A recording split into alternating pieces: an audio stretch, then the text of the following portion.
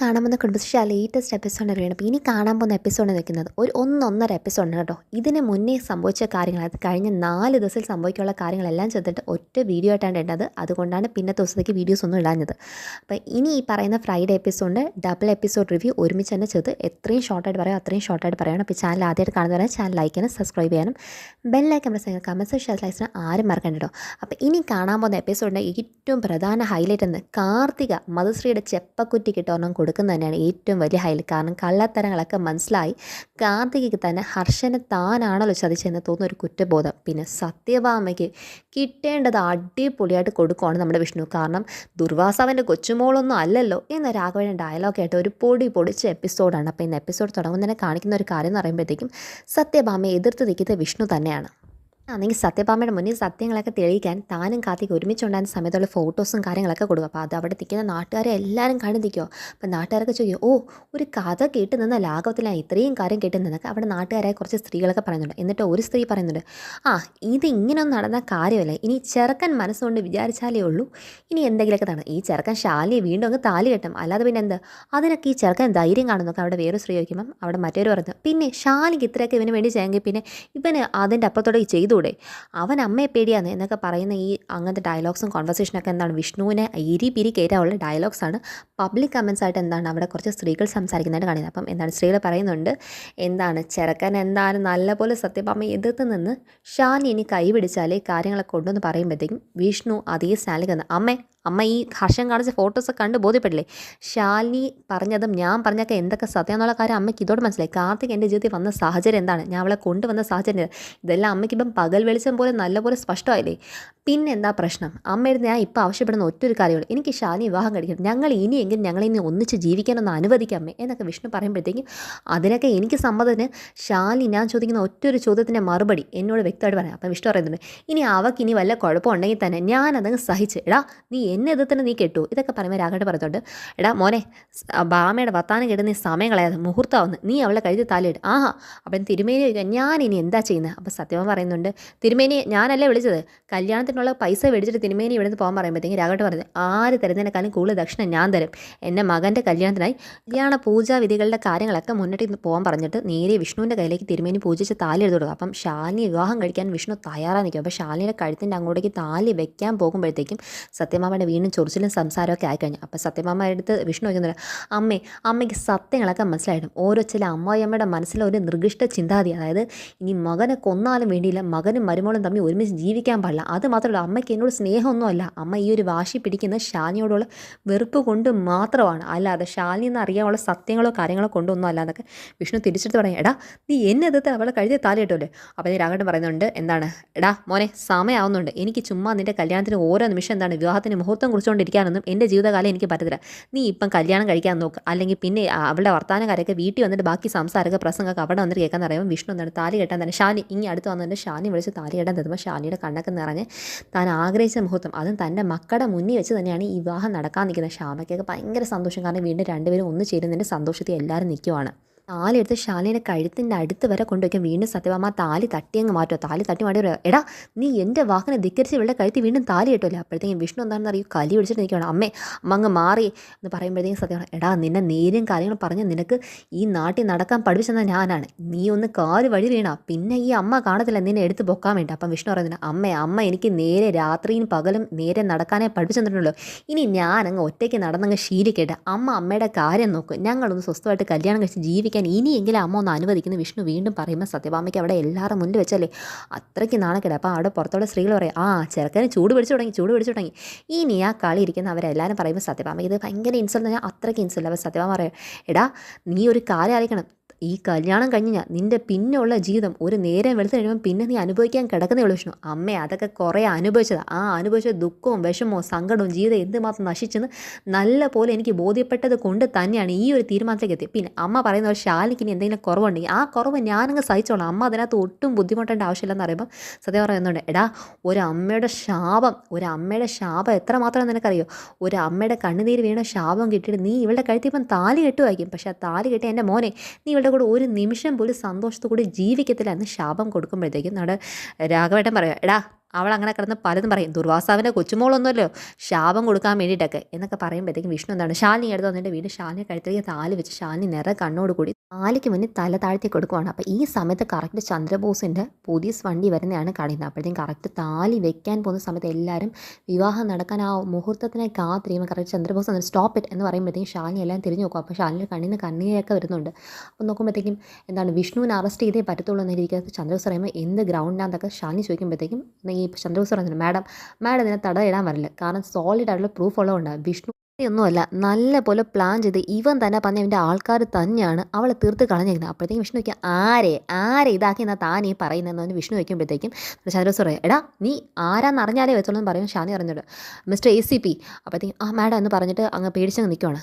ആരെയാണ് എന്നുള്ള കാര്യം അറിയാൻ ആരെയാണ് നിങ്ങൾ അറസ്റ്റ് ചെയ്യുന്നത് ആ വ്യക്തിക്ക് അവകാശമുണ്ടെന്നൊക്കെ ശാലിനി പറയുമ്പോഴത്തേക്ക് AC പറയുന്നുണ്ട്, വേറെ ആരെയല്ല മാഡം, ഇവനിപ്പം താലി കെട്ടാൻ വേണ്ടിയെന്ന കാർത്തിക തന്നെ. ആ കാർത്തികയുടെ എന്താണ് എന്ന് പറയുമ്പോഴത്തേക്കും കാർത്തികയുടെ അച്ഛനും അമ്മയ്ക്ക് ബാക്ക്ഗ്രൗണ്ടിനകത്ത് എന്താ, അയ്യോ ഏട്ടാ നമ്മുടെ മോള് കാർത്തിക എന്ന് പറഞ്ഞിട്ട് എന്താണ് ഇപ്പം നമ്മൾ അവളെ കണ്ടതല്ലേ ഉള്ളൂ എന്ന് അവരൊരിട്ട് എന്താണ് വിളിച്ചു പോയി പറയാം. ഹർഷനാന്ന് കേട്ട പാതി അവിടെ നിന്ന് ഓടുവാണ്. അപ്പം AC പറയുന്നത് കാർത്തിക കത്തിക്കഴിഞ്ഞ രീതിക്ക് അത് കണ്ടു എന്നൊക്കെയാണ് പറഞ്ഞുകൊണ്ടിരിക്കുന്നത്.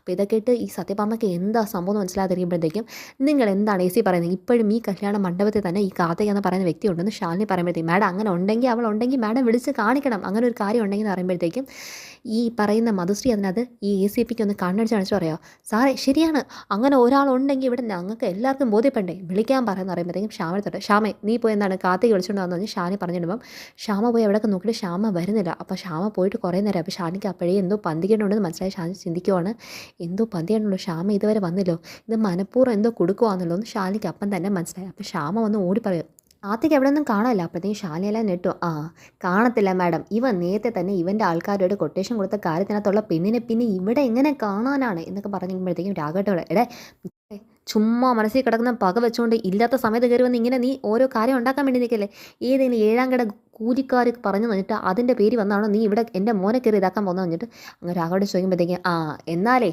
താൻ അത് ആ വീഡിയോ ഒന്ന് കാണിച്ചു കൊടുക്കുക, തൻ്റെ മോനെ ഒരു പാവപ്പെട്ട പെണ്ണിനോട് എന്തൊക്കെ അതിക്രമം കാണിക്കുന്നുള്ള എൻ്റെ വീഡിയോ സഹിതം എൻ്റെ കയ്യിലുണ്ടെന്ന് കാണിച്ചു കൊടുക്കുന്നത്. ഷാനിയുടെ എന്താണ് എല്ലാവരും കണ്ട് ഷാനി അപ്പോഴത്തേക്കും ഫോൺ വിളിച്ച് നോക്കുമ്പോഴത്തേക്കും വിഷ്ണു എന്താണ് കാർത്തികൻ എന്താണ് ഇത് എടി നീ ഇപ്പം മര്യാദയ്ക്ക് അമ്മയുടെ സത്യമൊക്കെ പറഞ്ഞോന്ന് പറഞ്ഞിട്ട് അന്ന് ആ ഒരു എന്താണ് ഒരു ഫയറിനകത്ത് നിർത്തുന്ന ഒരു എപ്പിസോഡ് ഉണ്ടല്ലോ ആ ഭാഗമൊക്കെ കാണിക്കണം. അപ്പം ഇതൊക്കെ കാണുമ്പോഴത്തേക്കും ഷാനിക്ക് മനസ്സിലാവുന്നുണ്ട് എന്തോ ഈ വിഷ്ണു തന്നെ ഇത് കാണിക്കുന്ന വിഷ്ണുവിൻ്റെ കയ്യിലിരിക്കുന്ന അതേ ആയുധം അതേ സംഭവം തന്നെ ഞങ്ങൾക്ക് ഈ തെളിവ് സ്ഥലത്ത് നിന്ന് കണ്ടെത്തിയിട്ടുണ്ട്. ഇനി അതിൽ ഇവൻ്റെ ഫിംഗർ പ്രിൻറ്റും അതുപോലെ തന്നെ ആ കിട്ടിയത് കാർത്തിക തന്നെ ഉറപ്പും കൂടെ വരുത്തിക്കഴിഞ്ഞാൽ പിന്നെ ഇവൻ നാട് കാണത്തില്ലെന്ന് പറയുമ്പോൾ സത്യഭാമ കരഞ്ഞുണ്ടോ, അയ്യോ എൻ്റെ മോൻ അങ്ങനെ ആരും ഒന്നും ചെയ്യാൻ പറ്റില്ലെന്ന് പറഞ്ഞാൽ സത്യഭാമ ഭയങ്കര കരച്ചിലും പിടിച്ചിട്ടൊക്കെ നിങ്ങൾ പറഞ്ഞിട്ട് കാര്യമൊന്നുമില്ല. അപ്പം വിഷ്ണു പറഞ്ഞു മതിയാക്കിക്ക അമ്മയുടെ ശാപം ഇത്രമാത്രം ഭരിച്ചെന്നുള്ള കാര്യമാണ്, അമ്മയുടെ ശാപത്തിന് ഇത്രയും പവറുണ്ടെന്ന് ഞാൻ അറിഞ്ഞില്ല. എന്തായാലും അമ്മയ്ക്ക് എന്ത് വേണം, അമ്മയ്ക്ക് സന്തോഷമായില്ലേ, മോൻ എന്താണ് മോൻ ജയിലിൽ കയറിയാലും അമ്മയുടെ ആഗ്രഹം നടന്നില്ലേ, ഷാനി ഞാൻ തമ്മിലുള്ള വിവാഹം നടന്നില്ലല്ലോ, ആ ആഗ്രഹം അമ്മയ്ക്ക് എന്താ നടന്നില്ലേ. ചില അമ്മമാരുണ്ട് ചില നികൃഷ്ട അമ്മായിമ്മമാരെ പോലെ നിങ്ങൾ അതുപോലെയാണ്, നിങ്ങൾക്ക് എന്നോടുള്ള സ്നേഹം തന്നെ,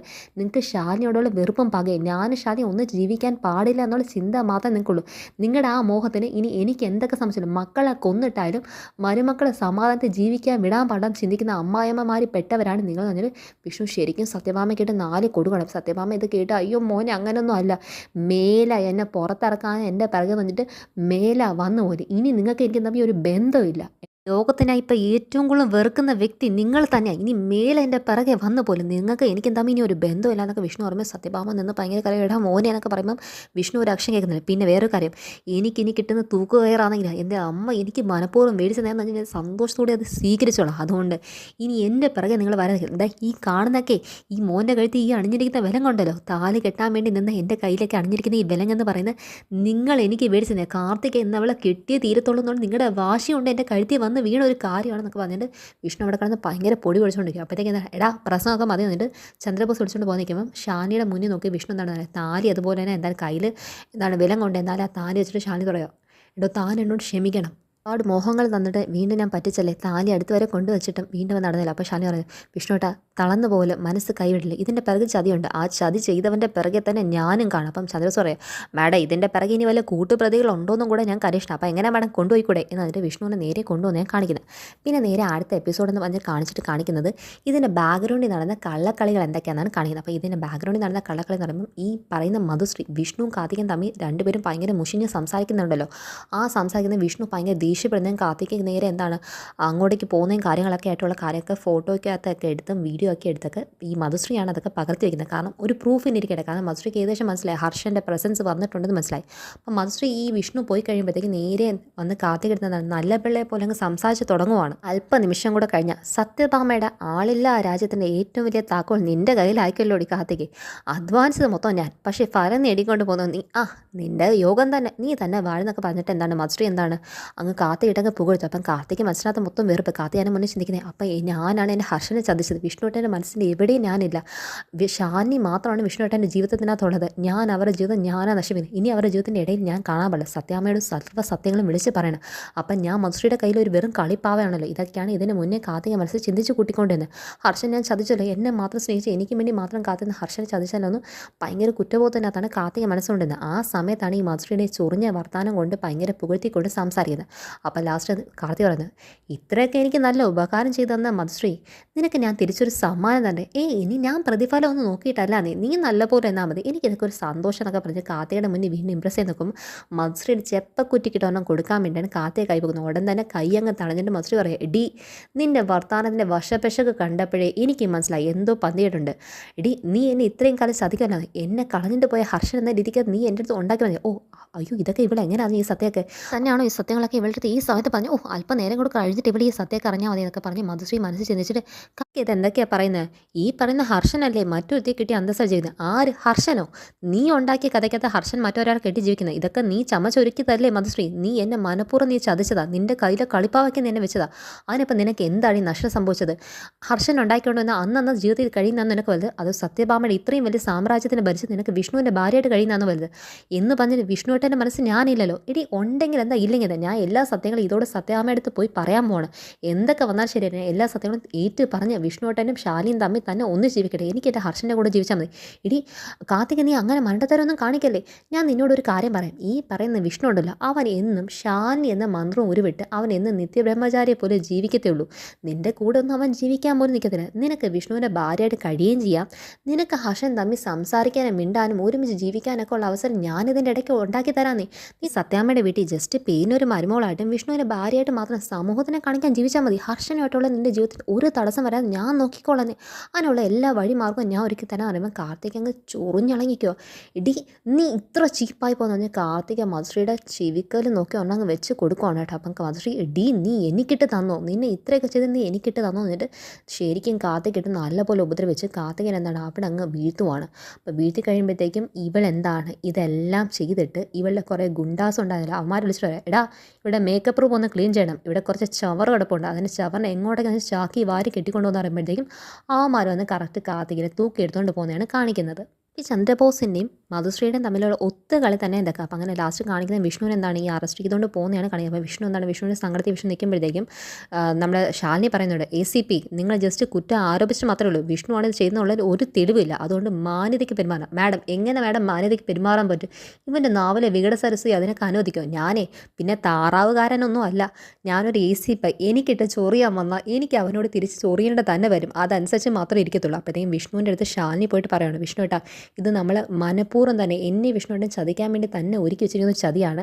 വിഷ്ണുവേട്ടനെ കൊണ്ട് തന്നെ വിഷ്ണുവേട്ടനെതിരായിട്ടുള്ള കരുക്കൾ നീക്കാനുള്ള അവർ പല ശ്രമവും നടക്കുമെന്ന് പറയുമ്പം അവിടെ തന്നെ ലോക്കപ്പിൽ മറ്റാരോ ഉള്ളതായിട്ട് കാണിക്കുന്നുണ്ട്. അതാണ് വിഷ്ണുവിന് ഇനി വരാൻ പോകുന്ന ഏറ്റവും വലിയ പാര. വിഷ്ണു ഏട്ടാ എന്തായാലും ഞാൻ വിഷ്ണുവിൻ്റെ പുറത്തിറക്കുമെന്നൊക്കെ ശാലിനി വാക്ക് കൊടുക്കുമ്പം ശാലിനിയെ നോക്കി വിഷ്ണു പറയുന്നു, എടോ ഈ കയ്യിലണിഞ്ഞിരിക്കുന്ന ഈ വിലങ്ങ് എൻ്റെ കൈ നൂരി വരുന്ന പുറത്ത് വരുന്ന ദിവസം അന്ന് ഞാൻ തൻ്റെ കഴുത്തിൽ ഈ താലി കെട്ടിരിക്കും. അതുവരെ താൻ ഇതെന്താണ് ഭഗവാന്റെ മുന്നിൽ വെച്ച് പ്രാർത്ഥിച്ചെന്നുണ്ട് ഈ താലി വിഷ്ണു എന്താണ് ശാലിനിയുടെ കയ്യിലങ്ങ് ഏൽപ്പിക്കണം, അതിനൊരു മാറ്റം വരില്ല. എൻ്റെ വിഷ്ണു നേരെ നമ്മുടെ സത്യമോളെയും പപ്പിമോളൊക്കെ വന്ന് വിഷ്ണുവിനെ കെട്ടിപ്പിടിക്കുമ്പോൾ രണ്ടുപേരെയും കെട്ടിപ്പിടിച്ച് എന്താണ് കവിളിലൊക്കെ ഒരു തല ഓടിയിട്ട് വിഷ്ണു എന്താണ് നേരെ ഈ ACP എന്താണ് വിളിച്ചുകൊണ്ട് പോകണം. അപ്പം മധുശ്രീ അവിടെ നിന്ന് ചിന്തിക്കുക, ഇടി നിന്നെ വിഷ്ണുവിനെ ഒരുമിച്ച് ജീവിക്കാൻ ഒരു കാരണവശാലും വിടത്തില്ല, ഞാൻ തന്നെ ചെയ്ത കളിയാടി, നീ എന്ത് ചെയ്യാൻ പറ്റുമെന്നിട്ട് അവിടെ ഒരു ഭാഗം മധുശ്രീ മനസ്സിൽ നിന്ന് വിഷ്ണുവിനെ ശാലിനിയൊക്കെ നോക്കി അവിടെ മനസ്സിൽ ചിന്തിക്കുന്നതാണ് കാണിച്ചുകൊണ്ടിരിക്കുന്നത്. കൊണ്ട് നേരെ ACP എന്താണ് സ്റ്റേഷനിൽ വന്നിട്ട് ഹാൻഡ് കഫൊക്കെ ഊരാൻ വേണ്ടി മറ്റൊരു പോലീസ് അന്നത്ത് പറയും. ഹാൻഡ് കഫ് ഊരിയിട്ട് പറയുന്നുണ്ട്, എടോ കണ്ടോടോ കലികാലം എന്ന് തന്നെ പറയണം. കാരണം എൻ്റെ കയ്യിൽ നിന്ന് ചാടിപ്പോയ മുതലിന് ദൈവം എൻ്റെ കയ്യിലേക്ക് തന്നെ കൊണ്ടു തന്നല്ലോ. അപ്പോഴത്തേക്ക് മറ്റാളിൽ നിന്ന് ചിരിക്കും പറയുന്നുണ്ട്, താനങ്ങനെ ചിരിക്കൊന്നും വേണ്ട കേട്ടോ, കളക്ടർ മാഡത്തിൻ്റെ പ്രത്യേക പരിഗണനയ്ക്കകത്ത് ഇവിടെ വന്നിരിക്കുന്ന വ്യക്തിയാണ്, അതുകൊണ്ട് സ്പെഷ്യൽ ട്രീറ്റ്മെൻ്റ് ഒക്കെ തന്നെ വേണം. ഈ മുറിയിലേക്ക് കയറിക്കോ. സത്യഭാമയുടെ മണിമാളിയുടെ അത്രയും വരുത്തൊന്നും ഇല്ലെങ്കിലും ഇതിനെ നല്ല തണുപ്പൊക്കെ കാണുന്നതിന് വിഷ്ണുവിനെ കളിയാക്കി. വിഷ്ണു എന്താ ലോക്കപ്പിലങ്ങ് അടച്ച് എന്നിട്ട് പറയുവാണ്, എടോ താനെന്ന് ചിരിക്കേണ്ട, ഈ കാണുന്ന ആൾ ഇതുപോലൊന്നുമല്ല. പണ്ട് ഒരു കാലത്തെ സത്യാവയുടെ പലിശ പിരിവുകാരൻ്റെ വലിയൊരു ഗുണ്ട തന്നെയാണ് ഇവൻ നാട്ടിൽ കാണിക്കാത്ത തെമ്മാടിത്തരമൊന്നുമില്ല. എനിക്കിട്ട് 4 കിട്ടിയിട്ടുണ്ടെന്ന് പറഞ്ഞിട്ട് വിഷ്ണുവിൻ്റെ പഴയ കാലം, വിഷ്ണു നല്ല ഉഷാറായിട്ട് ഉശിരുമായിട്ട് നടക്കുന്ന കാലത്തിനകത്ത് നല്ലയിട്ട് ചാമ്പ്യം കൊടുത്ത് നടന്ന കാലങ്ങളൊക്കെ ഉണ്ടല്ലോ. എന്തിനാ മോതിരം കൊണ്ട് ഈ പറയുന്ന ചന്ദ്രബോസിൻ്റെ മോന്തക്കിട്ട് ചാമ്പിയ കാര്യങ്ങളൊക്കെ ഇതെല്ലാം എടുത്തു വെച്ചാൽ കാണിക്കുകയാണ്. അപ്പം വിഷ്ണുവിൻ്റെ കാലമൊക്കെ നോക്കിയിട്ട് വിഷ്ണു പറയുന്നുണ്ട്, ചന്ദ്രബോസേ താൻ കടന്ന് കുറേ പറയടോ, താൻ എന്നെ ഇവിടം വരെ കൊണ്ടുവന്നില്ലേ, ആ സമയത്തല്ല ഞാൻ ഈ കാര്യങ്ങൾ താൻ ചെയ്തതും പറഞ്ഞതും ഇതുവരെ ഉണ്ടാക്കിയ മാസ്റ്റർ പ്ലാനൊക്കെ പിന്നെ അടുക്കി വെച്ചുകൊണ്ടിരിക്കുകയാണ്. കാരണം പുറത്തിറങ്ങുമ്പോൾ തനിക്കിട്ട് 4 തരേണ്ട കാര്യമാണല്ലോ എന്ന് അവരൊക്കെ സംസാരിക്കുന്നതും. അതേസമയം ഷാനി നേരെ സ്റ്റേഷനിലേക്ക് കയറി എൻട്രിയിലേക്ക് വരുന്ന കാണിച്ചാണ് അടുത്ത ഫ്രൈഡേ എപ്പിസോഡിൻ്റെ മെഗാ എപ്പിസോഡിൻ്റെ എൻഡിങ് എന്ന് പറയുന്നത്. ഇത് ഇത്ര ഷോർട്ടായിട്ടാണ് പറയാൻ പറ്റില്ല, 2 എപ്പിസോഡാണ്. രണ്ടും കൂടെ ചെന്നാൽ ഒരു 45 മിനിറ്റ്സ് വരുന്ന എപ്പിസോഡിന് ചേർത്താണ് നമ്മളൊരു 15 മിനിറ്റ്സിനകത്ത് തീർത്തിരുന്നത്. അപ്പോൾ ഇതാണ് ഇനി കാണുന്ന എപ്പിസോഡ് ഡീറ്റെയിൽ റിവ്യൂ. അപ്പോൾ എല്ലാവരും കാണുക, ചാനൽ ലൈക്ക് ചെയ്യാനും സബ്സ്ക്രൈബ് ചെയ്യാനും ബെൽ ഐക്കൺ പ്രസ് ചെയ്യാനും കമൻസ് ഷെയർ സൈസിന് ആരും മറക്കണ്ട. ബൈ.